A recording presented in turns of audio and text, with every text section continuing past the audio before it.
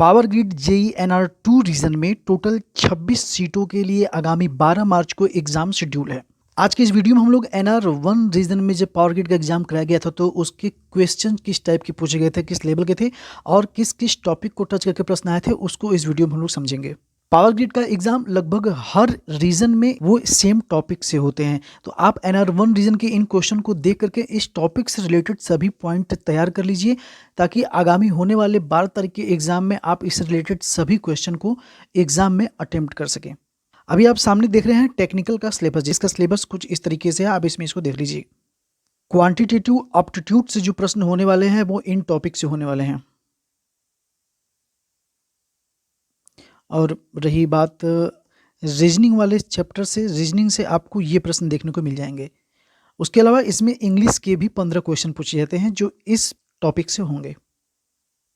अब आइए देखते हैं एनआर 1 रीजन में जब एग्जाम पावर ग्रिड द्वारा किया गया था तो उसमें किस तरीके के प्रश्न पूछे गए थे। सबसे पहले आप देख रहे होंगे E equal to minus M D I by D T, यहाँ म्यूचुअल इंडक्टेंस से एक प्रश्न पूछा गया था इंड्यूस्ड ईएमएफ के केस में।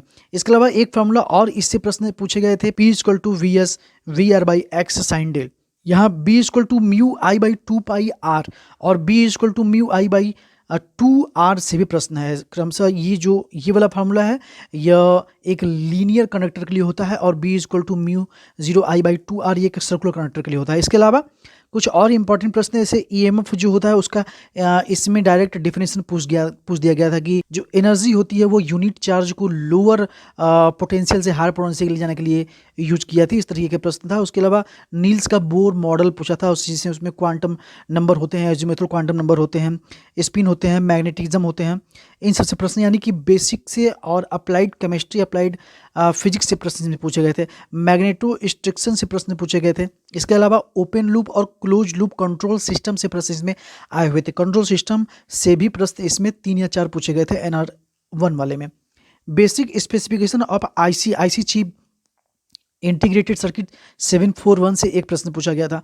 Coefficient of utilisation factor damping system के बारे में पूछा गया था और कंस्ट्रक्शन पूछा गया। डैम्पिंग सिस्टम को हम लोग 3 तरह के पढ़ते हैं, eddy current damping, air friction damping और फ्लूइड फ्रिक्शन डैम्पिंग। आगे आप लोग देख रहे होंगे ट्रांस कंडक्टेंस से प्रश्न पूछा गया था। इसका बेसिक फार्मूला पूछा था, यानी गेन का फार्मूला पूछा था। Output current by input voltage होता था। इंडस्ट्रियल ड्राइव से क्वेश्चन इसमें आ रहे हैं काफ़ी, 3-4 प्रश्न पूछे गए थे। हीटिंग के बारे में 1 या 2 प्रश्न पूछे थे। डायरेक्ट हीटिंग और इनडायरेक्ट हीटिंग के बारे में इन्होंने दिया था। Land requirement for sub station, देखिए सब स्टेशन 440 किलो वोल्ट से लेकर के 220 से लेकर के 11 केवी तक के सब स्टेशन के लिए कितने लैंड रिक्वायरमेंट होती है, उससे रिलेटेड प्रश्न पूछा था। आप इसको देख कर तैयारी कर लीजिएगा। Clearance above ground for EHB line, extra high voltage line के लिए क्लियरेंस कितना होना चाहिए, इससे कुल 2 प्रश्न इसमें पूछे गए थे एनआर 1 वाले में। बेसिक सिग्नल के बारे में पूछा गया था। देखिए यहाँ पे प्राइमरी एंड सेकेंडरी इंस्ट्रूमेंट के बारे में पूछा गया था। प्राइमरी और सेकेंडरी इंस्ट्रूमेंट आप लोग मेजरमेंट में पढ़ते होंगे। देखिए सिंक्रोनस मोटर में वी कर्व और इन्वर्टर वी कर्व के बारे में पूछा गया था। टावर की डिजाइनिंग के बारे में पूछा गया था, किन तरीके पोल माउंटेन सब स्टेशन ये सब होते हैं तो उनकी लेंथ कितनी होती है या फिर वो किस तरीके से इसमें कंडक्टर जाते हैं, कितने कंडक्टर जाते हैं, कितने न्यूट्रल पॉइंट होती हैं, इन सबसे रिलेटेड क्वेश्चन पूछे हुए थे। फोर्स करंट और फोर्स वोल्टेज एनोलॉजी से प्रश्न पूछे गए थे। डायरेक्ट की फोर्स करंट एनोलॉजी में वेलोसिटी को क्या कहते हैं या फिर फोर्स वोल्टेज एनोलॉजी में वेलोसिटी को क्या कहते हैं, इन सब तरीके के प्रश्न पूछे गए थे। इसके अलावा इलेक्ट्रिकल के मोस्ट इंपॉर्टेंट कुछ नए सिंबल से पूछे हुए थे उसने। और इसके अलावा 2 और ये बेसिक फार्मूले थे, जैसे H इक्वल टू NI/L और S यहाँ पर जो था रिलक्टेंस का फार्मूला 1/μ L/A से प्रश्न इसने कम से कम 2 या 3 न्यूमेरिकल दिए थे। देखिए कुल न्यूमेरिकल की बात करें तो इसमें लगभग 30 न्यूमेरिकल पूछे गए थे एनआर 1 रीजन में, और जिसमें से कम 10 से 15 क्वेश्चन ऐसे थे जो सर्किट से रिलेटेड थे। फेरेंटी और स्किन इफेक्ट और कोरोना इफेक्ट और प्रॉक्सिमिटी इफेक्ट, ये 4 इफेक्ट होते हैं, इनसे रिलेटेड प्रश्न पूछे थे। डिपेंडेंसी पूछी थी बेसिकली इसके बारे में। इसके बाद कुछ प्रश्न बेसिक सिग्नल से भी थे। सिग्नल बेसिक के 3 या 4 सिग्नल होंगे, उसको आप देख लीजिएगा, उसको याद कर लीजिएगा। सिग्नल किस सिग्नल को डिफरेंशिएट करने पे कौन सिग्नल आता है या फिर किसे इंटीग्रेट करने पे कौन सिग्नल आता है, इससे प्रश्न पूछा हुआ था। इसके अलावा BH लूप से प्रश्न पूछा था, कौन लैग करेगा कौन लीड करेगा, BH कर्व में B की यूनिट क्या होती है, H की यूनिट क्या होती है, रिटेंटिविटी क्या होता है, इन सब रिलेटेड प्रश्न पूछा हुआ था। स्टैकिंग फैक्टर देख करके था कि स्टैकिंग फैक्टर या फिर फैक्टर से रिलेटेड 3-4 क्वेश्चन पूछे हुए थे। तो फैक्टर के मैंने एक टोटल वीडियो बना रखा हुआ है। इसके अलावा ओपन सर्किट कैरेक्टरिस्टिक और शॉर्ट सर्किट कैरेक्टरिस्टिक के बारे में पूछा था। ट्रांसफार्मर की वाइंडिंग का टाइप पूछा था इन्होंने, कितने कितने तरीके के ट्रांसफार्मर की वाइंडिंग टाइप होती है। इससे क्रॉस ओवर वाइंडिंग होती है, इस तरीके के साइंटिफिक वाइंडिंग होती है। इन सबके वोल्टेज और करंट की डिपेंडेंसी बेसिकली इसी के बारे में पूछा। देखिए एक इंपॉर्टेंट जो टॉपिक है वो है ऑसिलेटर। ऑसिलेटर से कम 3 से 4 प्रश्न पूछे गए थे NR1 रीजन में। कई तरीके के ऑसिलेटर होते हैं, RC ऑसिलेटर, RF ऑसिलेटर, ये सब किस तरीके से इसमें फेज डिफरेंस होते हैं, कितने फ्रीक्वेंसी रेंज इन सब की होती है, इन सब बारे में पूछा हुआ था। यूनिट ऑफ इलेक्ट्रिकल क्वांटिटी, ये आप समझ ही रहे हैं कि हर एग्जाम के लिए इंपॉर्टेंट है। इसमें भी 1 या 2 प्रश्न यूनिट इलेक्ट्रिकल क्वांटिटी के बारे में पूछा गया था। टाइम वेरिएंट और टाइम इनवेरिएंट सर्किट के बारे में इस एग्जाम में एक प्रश्न दिया हुआ था।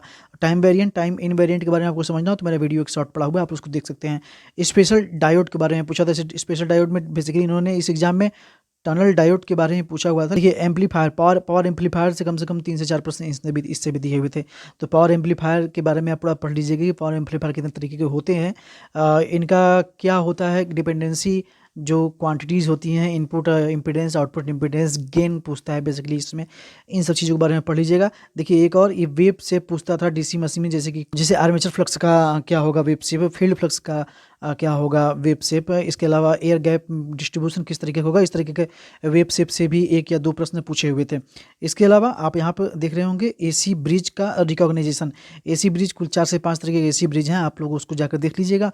उसके बेसिकली सर्किट को आप लोग समझिएगा कि किस तरीके के सर्किट हैं, उनका कॉम्बिनेशन किस तरीके से बनता है। डायरेक्ट एग्जाम में आपको वो सिंबल दे करके ही पूछ दिया गया था कि ये कौन से सर्किट को बता रहा है। इसके अलावा डुअल नेटवर्क कन्वर्टर भी पढ़ लीजिएगा, इससे भी प्रश्न इस एग्जाम में पूछे गए थे। तो NR1 रीजन में इन टॉपिकों से रिलेटेड 1 या 2 प्रश्न या लगभग 3 प्रश्न दिए हुए थे। जितना मैंने आपको टॉपिक बताया, इन सभी टॉपिक से NR1 रीजन में एग्जाम पूछे गए थे और अच्छे क्वांटिटीज़ में पूछे गए थे। न्यूमेरिकल पोर्शन मैंने आपको बता दिया, लगभग इसमें 30 प्रश्न न्यूमेरिकल के थे। इन टॉपिकों को आप लोग एक बार देख लीजिएगा, एक बार अच्छे से रिवाइज कर लीजिएगा, और जो टॉपिक आप अभी तक इस बताए गए टॉपिक में से नहीं पढ़े हैं, इन्हें एक बार फिर से देख करके थोड़ा डीप इस पर स्टडी कर लीजिएगा। आप सभी लोगों को 12 मार्च को होने वाले पावर ग्रिड के एग्जाम के लिए मेरी तरफ से शुभकामनाएं। मिलते हैं नेक्स्ट वीडियो में, तब तक के लिए जय हिंद, वंदे मातरम।